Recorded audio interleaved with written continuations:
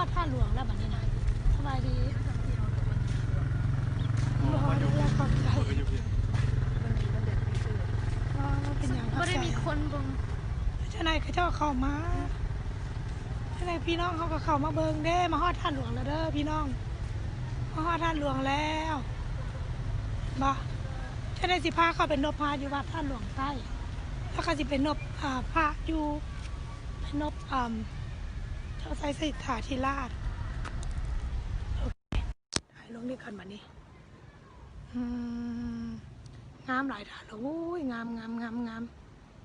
ถูกมือนี้บ่ทันได้เข้าบ่ทันได้นั่นซ้ำมาคำเขาปิดประตูก่อนเบิด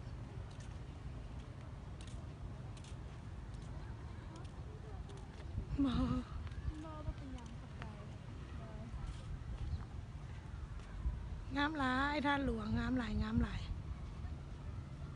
ตอนนั้นไฟใหม่ท่านหลวงไฟใหม่บนเนี่ยวะป้าเป็นนกเจ้าไซเศรษฐาธิราชกันบ่ลูกฮะงามป่ะพี่น้องท่านหลวงงาม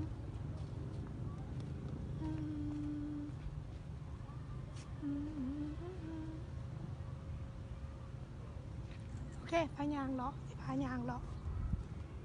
ป้าเป็นนกอันเจ้าไซเศรษฐาธิราชป่ะถ้าจังขึ้นไปนกราอยู่ถึงพายางเลาะเล่นอากาศเย็นดีมันอากาศบ่ร้อนอากาศดีเอามาพูดแขนไม่มีอย่างละยุงกัดบอกอะไร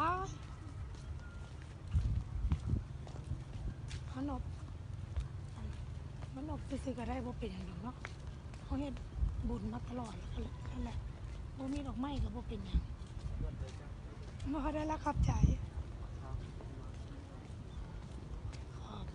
หลายโอ้เพิ่นให้ตู้บริจาคนี่มันตู้บริจาคโดเนชั่นบ็อกตู้บริจาคมาเอาทูบกระเทียนลูกสาธุ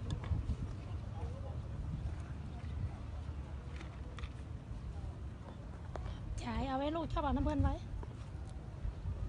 เรามาเอาลูกเฮาโดนในสลับตาใจดาวทูบเอาเทียนในเฮาไอ้นกเจ้าไสิทธาธิราชจมได้บ่เป็นอย่างนั้นเข้าใจโดย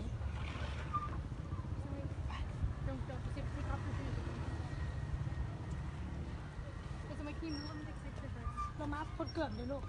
เขาบอกพดเกิดเลยอันเด้อมานบเจ้าไซเศรษฐาธิราชน้ำขันพวกเจ้านี่กษัตริย์ลาวเฮาผู้กอบกู้เอกราชประเทศชาติบ้านเมืองบนบ้านเมืองเฮางามหลายต้นตาลต้นนี้แต่สมัยตะกี้พวกนี้นี่เขาทายมาเขาทายคืน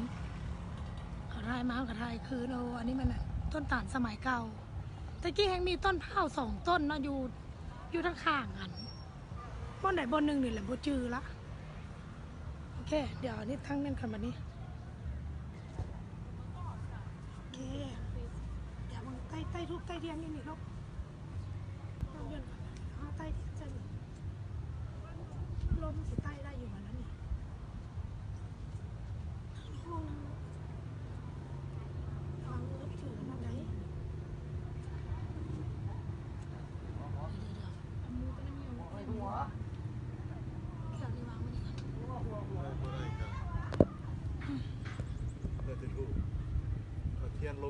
ลมแห้งลมมันเคลื่อนใต้ทุบใต้เทียนยากมีอยู่แต่ว่าไต้ยากมาเสียบต้องเอาลงลุมนะใต้ลงลุมระวังมือเด้อลูกเด้อเอาลงลุมเอาเทียนลงลุมด้วยอยู่กระทูบตามล้ำใต้ทุบมันนี่มาทุกคนมามีใต้เห็ดที่เส้นเห็ดเอาเองก็บักลาใต้อีกนะต้องเฮียนมาเสียเอาใส่ซองของเรา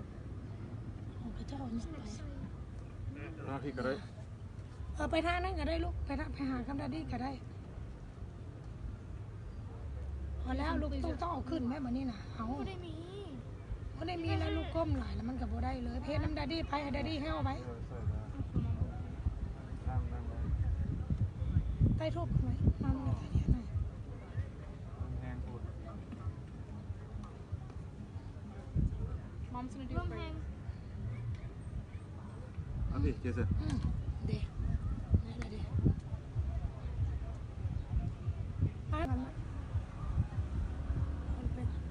จะเส้นไปจุดทูบไปว่าลูกจุดทูบเนาะนี่มาจุดทูบอยู่นี่หาวของเจเส้นอยู่พี่ลูก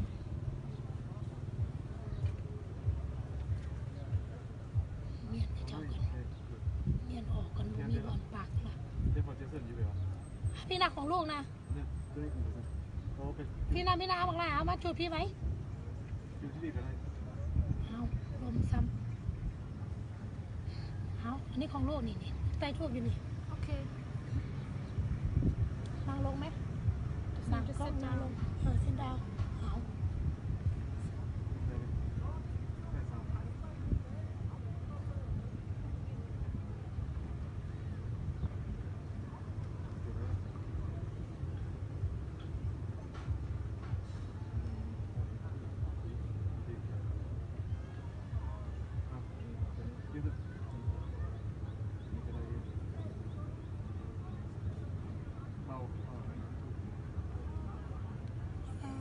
สามสาธุ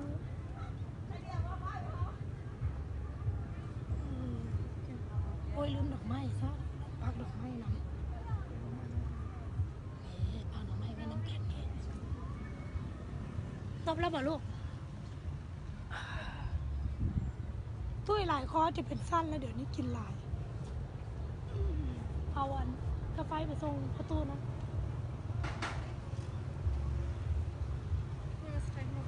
กาแฟไปส่งตู้เสื้อสีฟ้าฮะโอ้ยใส่แล้ว อะไรก็ได้ ใส่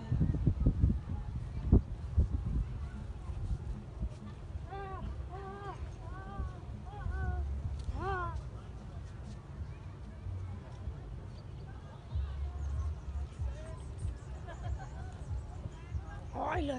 20%แบตเตอรี่เหลือ20%พี่น้องเลยเอากล้องเด้อลูกเด้อนั่งนะ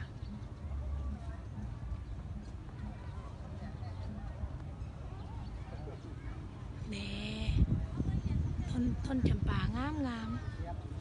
ต้นจำปา2 ต้นพ้นหลาย How many? ฮะ How หูอยู่พ้นกระหลาย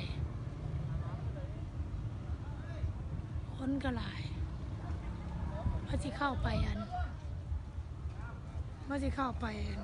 ท่าหลวงใต้ยังสิแบตสิบเบิดก่อนมา